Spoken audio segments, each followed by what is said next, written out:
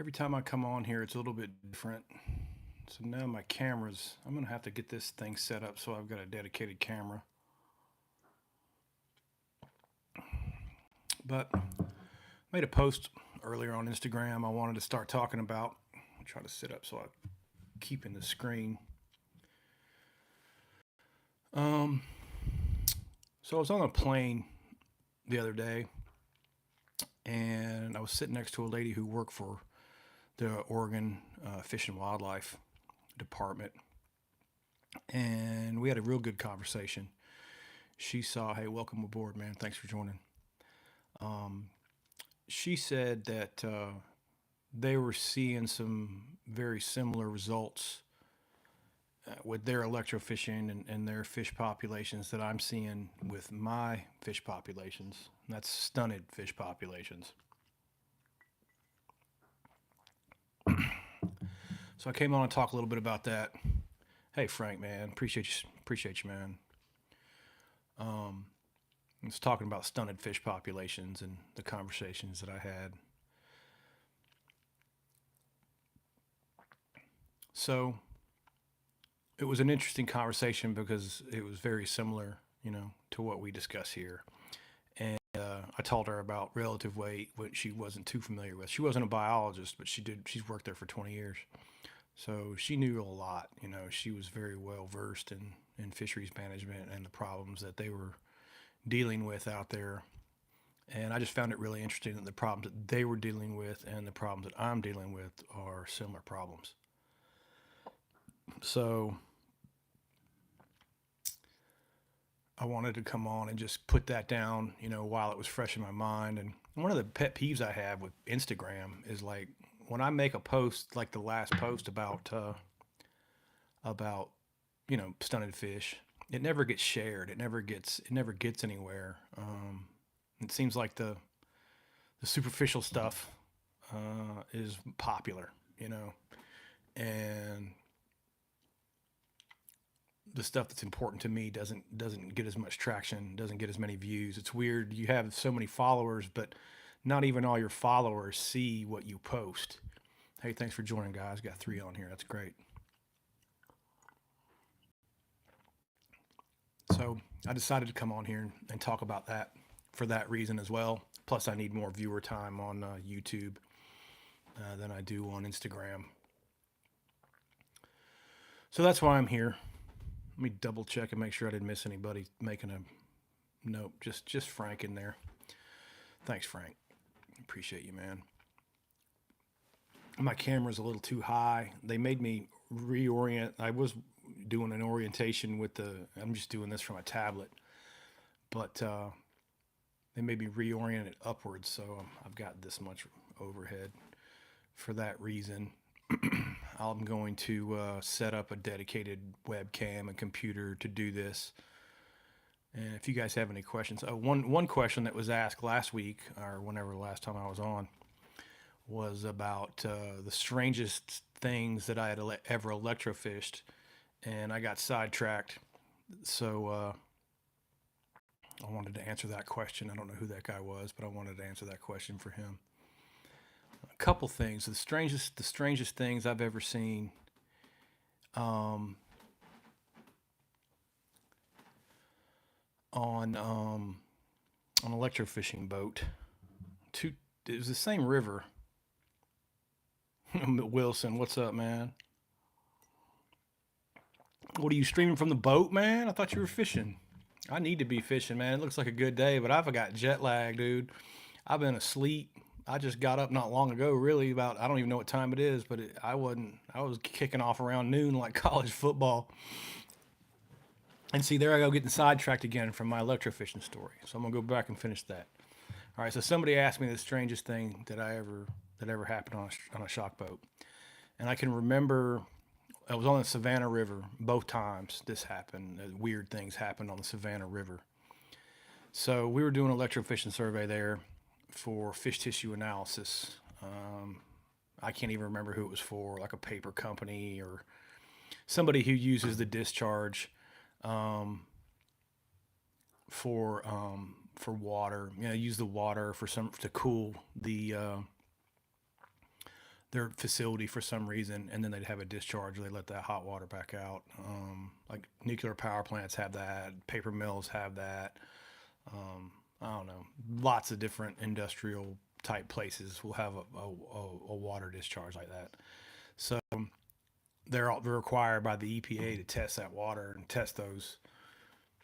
uh, test those fish. And you had to catch certain fishes of certain size, and uh, it was very complicated. It was interesting work though. It was a lot of fun when I did that. I enjoyed it. So anyway, we were on the Savannah River on a 15-foot electrofishing boat, a wide one. It was a big boat, but it was only 15 feet long. And I'm talking about we were down on the part of the river where we motored past ships, um, like cargo ships, big, big, big ships. You're not really realize how big those things are until you're next to them in a John boat. But that was interesting in and of itself. So we get going. It's cold out that morning because it sucks because you can't really figure out, um, what the fish are going to be there because you're in brackish water. I mean, we turned the electrofishing boat on. And the first thing that went by was like a stingray, and then like a I think it was maybe like a tarpon. No, it was a striper. And we did electrofish up a tarpon down there one time, but it wasn't on that particular trip. And right there in the brackish water where it's still real fresh, the electrofishing boat will still work. Once you get in pure salt, it won't work anymore. It shorts it out. It's too conductive, and it just pops the breaker. So I'm standing on the front of this boat. My feet are maybe getting. I hope that doesn't interfere with this messages on here. Getting, I don't know. Anyway, messing with the audio or something. I have to turn the announcements off the next time. I have to remember to do that. Anyhow, so I'm standing on the front of the boat, and it has a rail that you can lean up against. You have a long dip net, kind of like a pool net, just a little bit deeper, and it's made out of fiberglass, so it doesn't conduct electricity on you and shock the crap out of you. And the first thing that happened, and I'm gonna guess that we must have stunned a manatee or a whale. I'm not sure what was up there, but it has a pedal that you step on to complete the circuit. So if you fall out of the boat, your foot cuts off the pedal, and if you go in the water, it won't kill you because it will definitely will when you're that close to the boat. So I stepped on the pedal, completed the circuit, and instantaneously something in front of the boat, pretty good bit in front of the boat too, probably like 10 yards. It was out in front of the array. Um, it just kicked. It just kicked up a wave of water, and I'm 6 foot, so and I'm standing on probably like a foot out of the water on the front of that boat, and the water hit me in the neck, hit me right there. The wave when it crested the boat like that, I didn't have time to move out of the way. All I had time to do was grab and brace myself. And like I said, it was like 45 degrees that morning, so it soaked me wet right from the jump. And I don't know what kind of sea monster it was that we hit with that juice, but I've never ever in my life seen anything kick up a swell of water like that getting away from it. And I froze that day, man. It was brutal. Um, Actually, the cool part of that story, now that I'm thinking about it though, um, it was that particular day too, because I remember I was so cold. It warmed up. It was started out in the mid 40s, high 40s. Um, hey, what's up, guys? Thanks for joining. And we were specifically trying to catch bass for that survey. That's what the EPA told us they wanted us to catch, and we had to catch them in like the 1 to 2.5 pound range. I think it was. That's the size that they wanted. Anything smaller or bigger, they didn't want. And we had to send those fish to a laboratory to have their tissue tested for like whatever mercury and stuff like that. Um, and it was so close to the brackish water. We were literally like in the ocean. There was more saltwater fish coming by than there were fresh. And I thought, good Lord, we had like a 2 week time period. I think it was budgeted for to get the job done. And in fisheries, you get paid what you're budgeted for. And if you get it done quicker, you get paid for what you're budgeted for. You make money quick. And then if you don't, if it takes you a month and you bid out 2 weeks, then you're working 2 weeks for free. And when I started seeing all those saltwater fish going by, I was thinking more about the 2 weeks, working 2 weeks for free, which, I think we're never going to get bass down here. So we get down from the ships and we go across the river on the other side, and we're going along, and nothing. It's all saltwater fish coming up, red drum and speckled trout, just stingrays, just crazy stuff like that. I've never seen shocked up before. And there was a blowdown, and I mean a big one. It was probably like a 200-year-old oak tree or something had gotten blown in, and it didn't have any limbs or anything. It was just a big tree in the water. But it was a classic looking blowdown, like you'd see bass fishing, like you'd go up to and fish. So I stepped off the pedal and I turned around to my friend Tony, who was on the job with me. He got me on the job, actually. He was a great biologist. I haven't talked to Tony in a while. And I said, let's ease up, because like when you have a shock boat, like the most important part, like the array or the wires that hang down into the water, that's the positive side. And we were on an aluminum boat, so we were sitting on the negative side, and that keeps you safe. But the strongest current is between those wires and the boat. You don't want to turn it on with it in front. It doesn't really, it loses its juice, so to speak, away from the boat very far. It's really only effective on fish right around the boat and in between the boat and those wires. So a trick that you use is to cut it off, lift your foot, break the connection. So everything's running, the generator's running, the boat's running, everything. But you pull those wires up over and you get the blowdown between those wires and the boat, so they're in the strongest current, and then you step on it. And that's a real good trick for electrofishing around structure. Not just roll up on it, like with it turned on. They'll run from that, but they'll hold tight to that structure is what I'm getting at, and then you can get it on, get them in the strong current. So we pull up on that tree and we hit it, and it was the most amazing thing I've ever seen largemouth bass wise. There was fish everywhere, every size class. All the bass in that river were stacked up on that one tree. I don't even know how many floated up. Got all the fish we needed for the survey right then, like about lunchtime after I got soaked, and that's by whatever Loch Ness monster soaked me. And there was 5-pounders, 6-pounders, all the way down to, small bass. There were hundreds of bass just on that blowdown. We didn't see bass anywhere else in the Savannah River down there except sitting on that blowdown. And we got real lucky that we did it that way and caught those fish.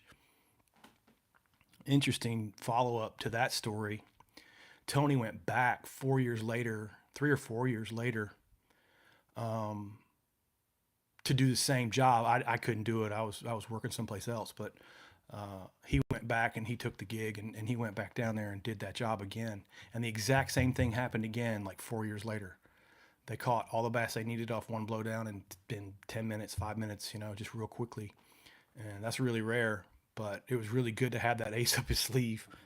But I think that spoke a lot to, that gives a lot of information towards how bass orient to things and how they'll kind of always be there. If once you find the holes, they'll usually always be there. You know what I'm saying?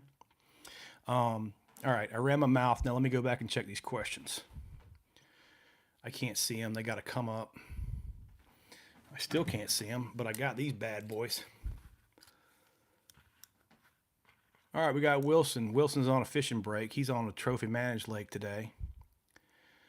Bass and Big Malone, what's up? Secret Swim Baits, thank you for joining, my friend. My eyes are terrible. I'm an old man. So those are my electrofishing surveys, stories on the Savannah. It was fun shocking ponds, but the chrome the shine wore off that chrome for me a long time ago. I don't enjoy electrofishing anymore, really at all, and that's why you don't see me doing it. And I really don't need to. And yeah, Wilson, good for you, man. Oh, Wilson's at work today. He's probably fishing tomorrow. That's what he's talking about over there.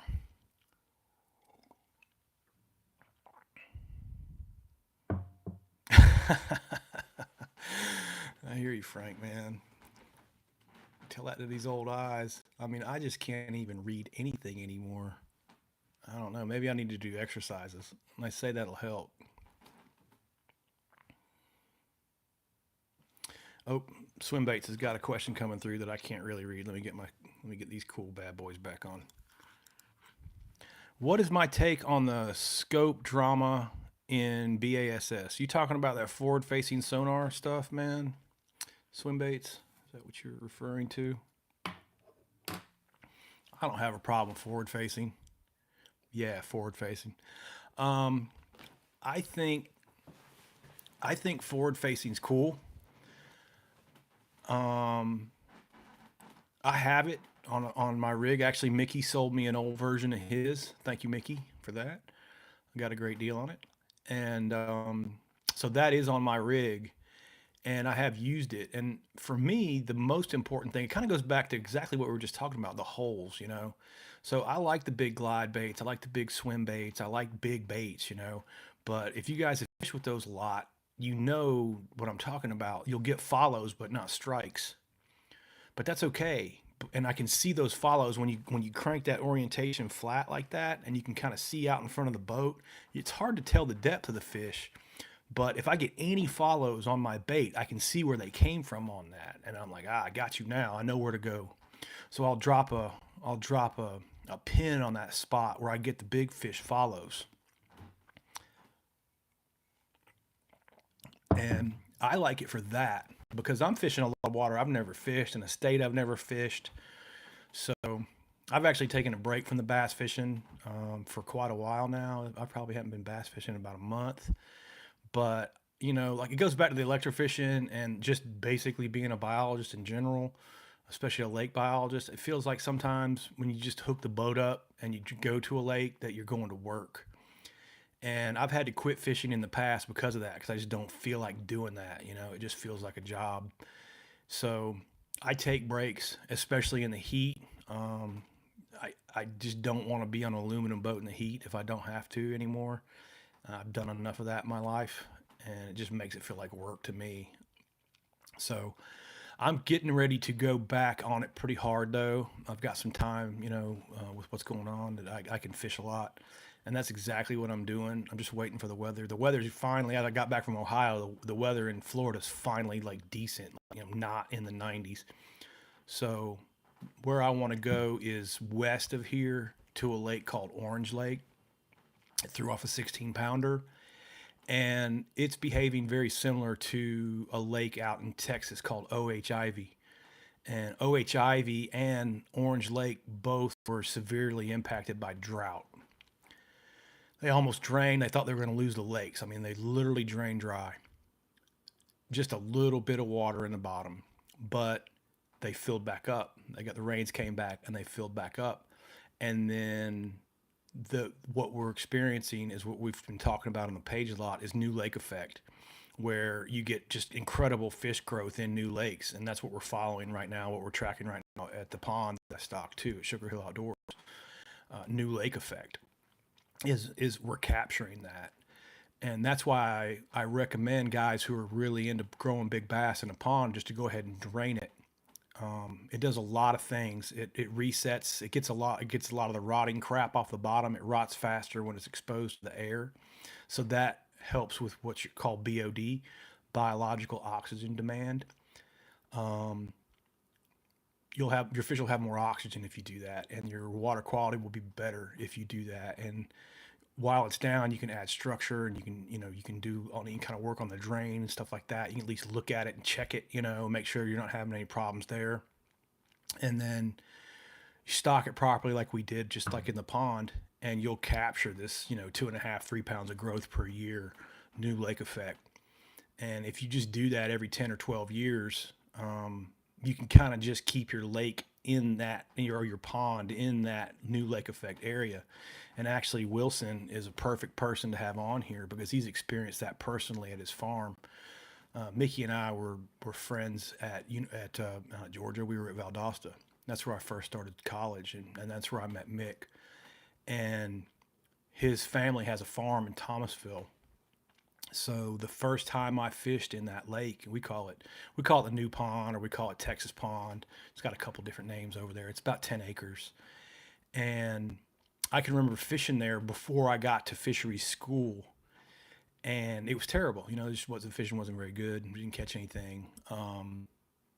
Didn't know why. It was kind of a mystery because I didn't have the fisheries education. Well, fast forward a few years, and I learned about crappie populations and how they impacted bass populations, and Mickey's Pond had a crappie population that stunted out. So I hollered at him and I said, "Hey man, we learned in school, about what was wrong with that pond at your house, and you need to drain it and restock it." And it took him a couple of years, but his dad finally pulled the trigger on that. Said, "Why not?" And I mean, he can tell you how great the fishing was after they did that. And good Lord, that's going on. I'm going to age us again, Mick, but that's going over 20 years ago now that happened. So he had great fishing in the pond for about a decade. But the stream coming in with the suckers and the crappie and Lord knows what else. The warmouth get back in there. He caught a beautiful warmouth in there. It throws that population balance off, and it's really in a place now that it kind of was years ago. It doesn't fish that good anymore, and it really needs to be drained and restocked again. But we might come at it in a different fashion and adds, do it a little bit different than drain and restock, which can be done. You won't get as good, and that's kind of why we want to document it that way, because everybody kind of does it the way that we're talking about doing it, just by adding some advanced bass and doing some crappie harvest and stuff like that, and then track that versus the drain and restock like we're already doing at Sugar Hill Outdoors, and that way we can see the difference in the growth rates, in real time and in real life, and that's what I like about the way this page has gotten set up. I kind of got lucky in a way, but we're doing it in real time and in real life. We're not talking about theory here. We're going to go actually and walk the walk, and I think that's real important for the learning process. I know, I left Georgia with the education to be able to do this, but it was really the experience that drove it home, I guess, and then gave me the ability to communicate like this with people, by actually doing it. I'm getting some more. I see the thing flashing down there. I'm gonna make sure I'm not missing any questions. I didn't even really answer the thing about live scope either. I got a question about that. Do you think live scope line guys to catch fish that otherwise they would never see? Yeah, I do. I also think that live scope, there are fish you'll never catch, no matter if you got live scope or not. That's already been proven by science. There's some fish that are just impossible to catch. Um, I wouldn't be so worried about the delayed mortality on them. Um, Jersey. Let me make sure I don't have any other questions. These guys, you're just talking. That's cool though. I'm glad you guys are talking. Yeah, Wilson. Wilson's talking about restarting. Okay, there's no more questions there. So let's just touch on that forward facing again and how I think that's going to affect our fisheries. Um, and I think it's going to actually give an advantage to the kayak fishermen, or the fishermen that don't have it, in a way. What's gonna happen is the fish are gonna get real skittish of big boats coming up on them. Because they're gonna start figuring it out. It's not new enough yet, um, for them to create what, like, just like lure resistance. We talk about in our ponds. I've seen it a million times. You go to a pond, you stock some fish, or you're at an existing pond that nobody fishes in, and the bass fishing's easy because they don't see any baits, they don't have any pressure, they don't really understand yet, and that's what makes private lake fishing fun, because they don't get as much pressure as public water usually. So I would expect that the bass will very quickly adjust to forward facing and know that the boat is there and that it's a problem. And it's going to make, in that way, it should make fishing a little bit more difficult because the bass are going to be more wary of the boats. And that's why I say I think it'll give the kayak fishermen a little bit of an advantage because they're not going to be in a big boat. And it's also going to make your approach more important. It's going to make the sounds that the boat makes, like what kind of trolling motor you're running. You're going to need super stealth, expensive motors, the brushless kind. You guys see where I'm going with this. Everything that you do. I also think too that what is that thing called that makes the fish noises? I can't think of it. A lot of guys run that though, and I could see where that's a tremendous benefit to put noise into the water like that. It probably would mask the noises that you're making, but I still tend to fall back on if it's used enough and consistently enough, it'll trigger the fish to know not to bite. So I kind of see a resistance growing towards boat fishing with forward facing because you're just going to be able to pull right up on the fish and know exactly where they are. And I think the fish, it's going to create a situation too where I'm going to have to make a longer cast to them, which of course makes them harder to catch. All those kind of things. That's kind of where I see the negative on that. The fishing tournaments, the delayed mortality, all those kind of things are already existing there. I don't think that it'll change that much. It'll be interesting to see if it changes their bag limits very much. I think once most people start using it, I don't think the bag limits are going to change all that often. You'll have good days and bad days, and whether you know where the fish are or not, because like I ran an electrofishing boat. That's kind of the same thing. I know exactly where the fish are, and once you figure that out, they're kind of always there, just like that example we just talked about. That's the one thing that I used to do too with the shock boat. I remember I did it several times at a place called Berkeley Lake I used to manage. It had a big fisherman population. And I said, okay, guys, I want to show you how this works and what's actually happening. Okay. I want you to fish around the dam. I want you to fish this blow down here. And probably had 10 boats. Fish these docks. It was a 90-acre lake, so they could have gone way off, but I didn't want them to do that. I just want everybody to go fish the morning in this like 50-acre area right here that we could see, the south part by the dam, So they did, and I gave them the morning. We broke for lunch. We had lunch. Then I fired the boat up, and I went back over all those areas that they had fished down the riprap, on the blowdowns, along the docks. Nobody caught very many fish. There's a few fish caught that morning. It wasn't a great morning for anyone.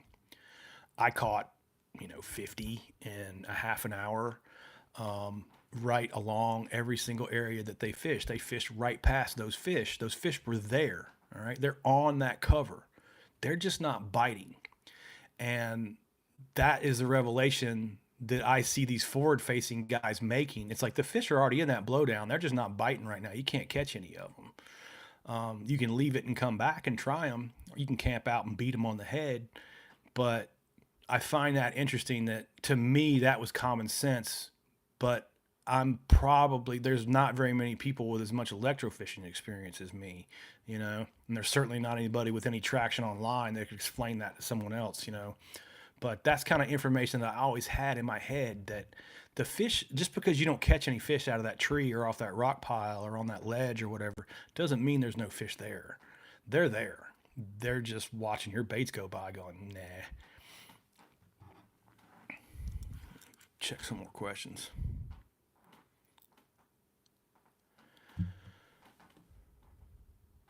West Palm, the bass is tough. Yeah, dude. Hey, I appreciate it, Swim Baits, man. Thank you for that. Yeah, man. I'll keep posting. I appreciate you guys a lot. All right, so he's got another question. South Jersey's got a question. Do you think guys in turn... Oh, come on. I wish that thing wouldn't fade out so I can read. Original routes not use live scope. I don't know, man. They might. I doubt it. I think probably once that live scope thing, if it goes the way I think it's going to go, and they get super sensitive to boats like that, it's not going to matter because anytime you pull a boat up to them, they're going to know. You know what I'm saying? Whether you got the live scope on or not, they're just going to treat every boat like, okay, no. And that's just part of the game, though. It doesn't bother me that the fish can learn that stuff. It doesn't bother me that they get tougher to catch. I mean, dudes are right. When they say it in kind of a degrading way that it's not. If you catch a 10 pounder in a private lake, it's not like catching a 10 pounder in a public one. Certainly not. You have a tremendous more advantage of catching a 10 pounder in a private lake. But with the regulations and where we started this, with everybody beating catch and release, and everybody said private lakes don't have any 10 pound bass in them to catch. And that's the part that they're not getting. It's like they keep preaching catch and release all the time, everywhere, all over the country. And it's like a virtue signal. It doesn't really have anything to do with fisheries management. You're trying to speak to people, like dropping religion into a conversation that doesn't belong there, or, whatever people do to try to make themselves look better. You know what I'm saying? So, I'm tired of it. And that's why I do this every day, because I'm tired of it. It's ridiculous that somebody can't see. Like, I certainly don't tell guys that are pro fishermen how to go win the Bassmaster Classic. I'm not qualified there, and they in turn are qualified to be telling people to keep catching and releasing these fish. They're really messing our fisheries up, and they're really hard headed and not listening. I wish they'd quit doing that.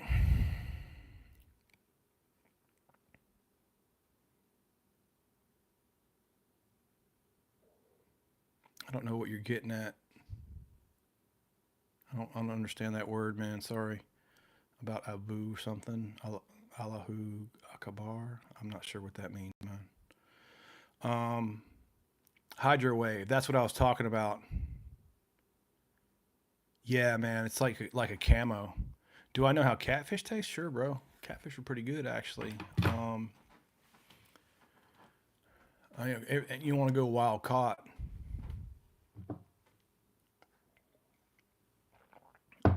But farm raised catfish are high in saturated fat, and you have to be aware of that if you have a diet. If you're older or something like that, farm raised fish aren't the healthiest fish to be eating. But aside from that, they taste great. I mean, there's nothing wrong with the way they taste. It's just what's in them, what you're feeding them, and those feeds tend to be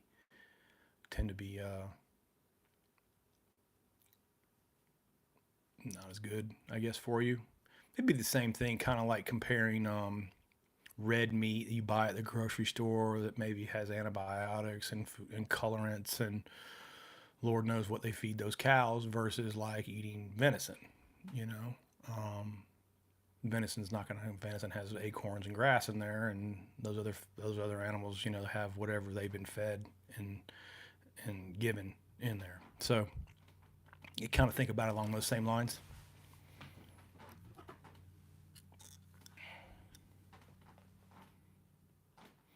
All right, let's see.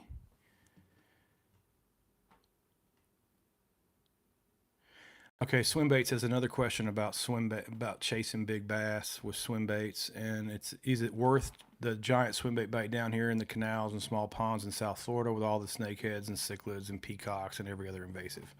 Well, you've got a perfect situation there, man. Where we're talking about earlier, um,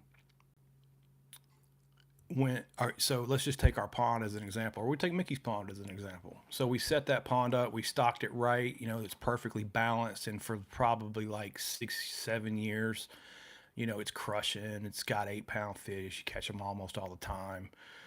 Every time you go, it's just a ridiculous fun fishery to fish in. But as those invasives, as the crappie, as the suckers, as the warmouth, and as the whatever else comes in there down the stream, it starts bumping the balance out. And it's that year 6, 7, 8, maybe it's year 12. Every lake's a little pond's a little bit different, whatever. But as those populations come in and begin to mix, you'll see the bass fishing begin to slip away from you. And, like I said, Mickey's a great guy to ask about that. He's watched it personally. So you're dealing with the same thing in South Florida where, um, you can have a 10-pound bass or you can have a 10-pound snakehead, but you can't have both because they're feeding on the same things. They displace one another. So for every snakehead you have one less bass to fish for. And that's why you don't need to throw those back if you're concerned about bass fishing. You need to be head hunting snakeheads. Um, Much the same way we had the crappie in Mickey's Pond. It's really not that much different. They're sharing the same forage base. But I still, if I'm hunting after big bass, I'm still, even in that situation, I will throw the big baits. I don't think you're wasting your time doing that because you're going to get big bass to trigger. That you're going to get them to, how do I put it? A big bass instinctively knows that a big meal has more calories in it. So it's expanding the same amount of energy, right? It takes a certain amount of energy for the fish to breathe in its metabolism to stay alive and to hunt. And we'll just call that energy X. So if your average forage in the pond is say 3-inch bluegill, you're doing the energy to catch that 3-inch bluegill is the same amount of energy to stay alive and breathe and hunt is the same amount of energy as it is to catch like a pound and a half gizzard shad. So if you'll see bass top out this way in ponds because they'll have it skewed towards too much small forage, not understanding this concept. Gizzard shad will put weight on bass. They're big forage. Big bluegill will put weight on bass. They're big forage. If you stock that with like thread fins are small forage. So they're great for growing like the mid-sized fish, but they're not the best forage if you're trying to bust one up over 12 pounds. Now, I'm not saying that you don't see a pond, with thread fins that don't have any 12-pound bass. That's not what I'm saying.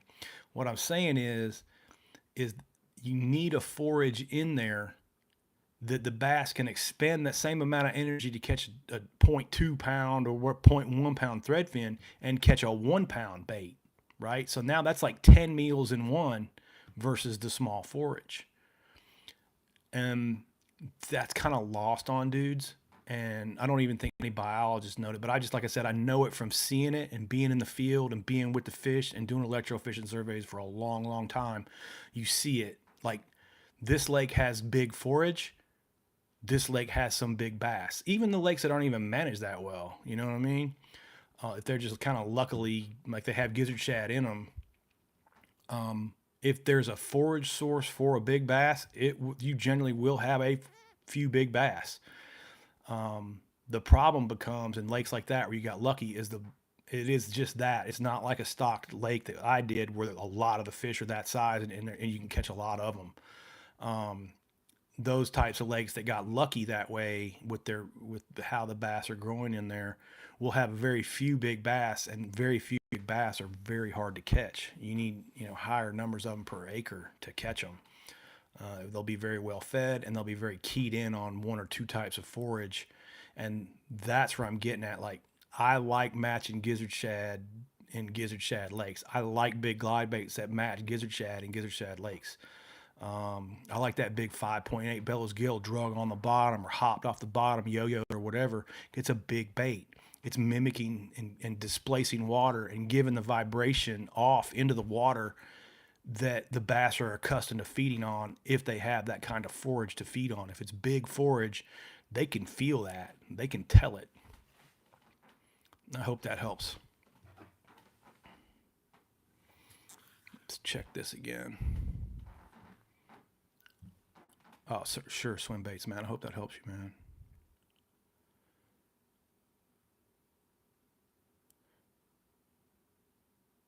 Yeah, Jersey, I agree. Throw those baits, I mean, I'll fish them. I mean, I fish them every time I go. So, um, say it's a brush pile or a blowdown, right? I'm generally going to go work that thing pretty hard because, and I'll hit it a couple times a day too. I'll circle back around an hour or two later and fish over the top of it again. But I'll generally run like sets of three when I'm fishing out of a kayak. If I've got three rods, I'll have a swim bait go over the top of it, maybe a big glide bait or something like that. I'll try to pull a bite with that initially. And then I'll go to like maybe like a spinner bait or a crankbait through there. And then I'll go to like a soft plastic, maybe the bellows gill or something small or a worm, something like that, and kind of work that piece of cover over with three different baits before I ever even leave it. And again, I'm just looking for that trigger, that because the big fish will get triggered, and once you trigger a big fish to feed, it's gonna feed. I don't believe in this nonsense where guys talk about in trout fishing. Let's put it this way: in trout fishing, if you put a fly on the water and the trout swims right up to it, like there's your fly, right? And it's floating up here, and the trout will come right up to it and then go away. That's called a refusal, okay? And it's just like it looked at it and was like, "No, man, that ain't right." And then you'll be like on these fishing channels and stuff, you'll see guys say that the bass missed the lure. The bass didn't miss it. They don't miss. It refused it. Now, if you had it in the mouth and didn't get the hook, that's one thing. But I'm talking about when they roll it and right at the end don't eat it, that's not a miss. They don't miss anything. That was a refusal. They got right to the end of that and figured you out. That's what happened there. Widen these things out.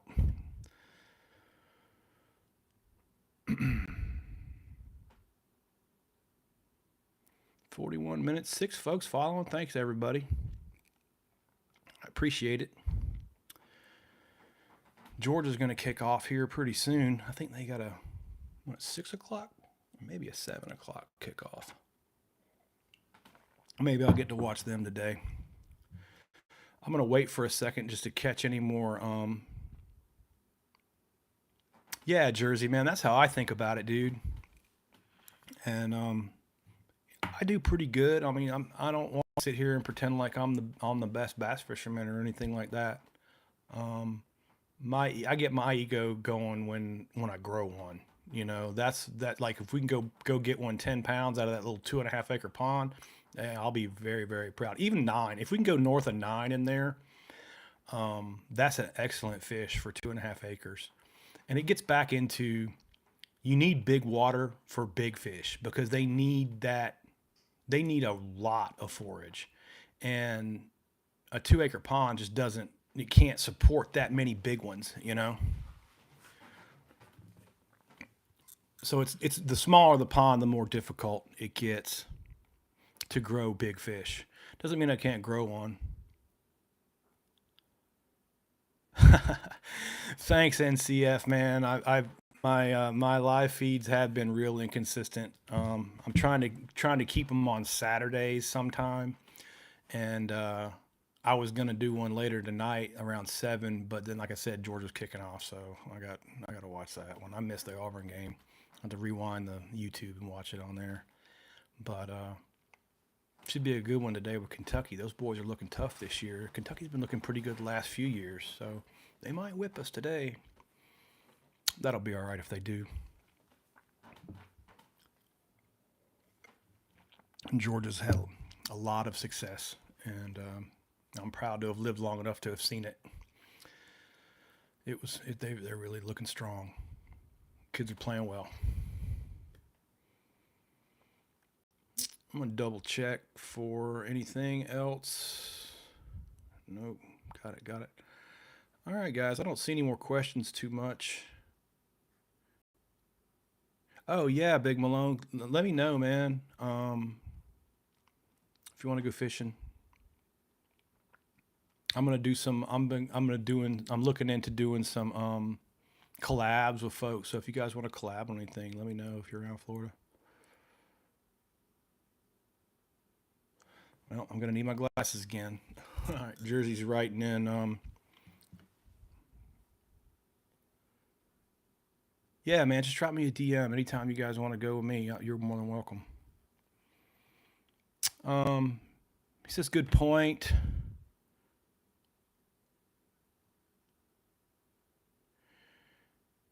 Predator animals stop hunting. They really wanted something to.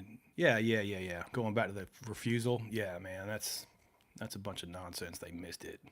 They just figured you out. That's all that happened. Up to Virginia, yeah, Big Malone. I've been in Virginia. I've done some electrofishing in Virginia, as a matter of fact. But it's been a number of years ago. Beautiful state up there.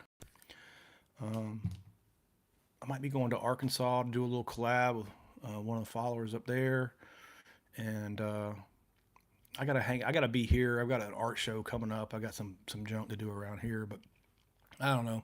Maybe it'll end up being springtime. I can do more of that stuff. It's gonna get pretty cold, so if nobody's around me in Florida, I'm fortunate here. I can fish all winter, and fishing's actually pretty good all winter here. I did all right last winter and learned some stuff. I'll do one more check and then I'm going to get off, go get some food. I'm hungry. All right, guys. I appreciate everything. And, as always, tight lines and thanks for following.